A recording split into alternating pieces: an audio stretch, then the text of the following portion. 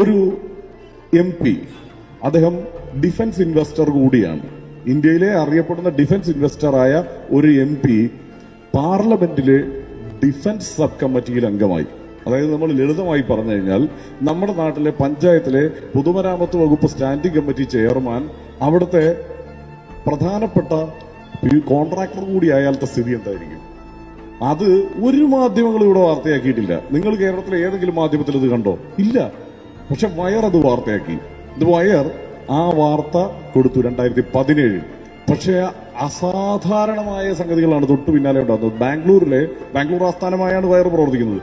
ബാംഗ്ലൂരിലെ ഒരു സിറ്റി കോർട്ടിൽ നിന്ന് ഈ ആർട്ടിക്കിൾ പിൻവലിക്കാനുള്ള ഉത്തരവ് ഏകപക്ഷീയമായി ആ കോടതി പുറപ്പെടുവിച്ചു. ആ സ്ഥാപനം ആ കേസ് നടത്തി 3 വർഷം കൊണ്ട് അത് തിരിച്ച് ആ ഒരു ആർട്ടിക്കിൾ അവിടെ വരുത്തി.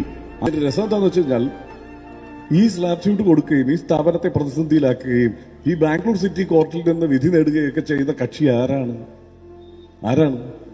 അദ്ദേഹം ഒന്ന് കേന്ദ്രമന്ത്രി കൂടിയാണ്. അദ്ദേഹം കേരളത്തിലെ ഒന്നാമത്തെ മാധ്യമ സ്ഥാപനത്തിന്റെ ഉടമ കൂടിയാണ്.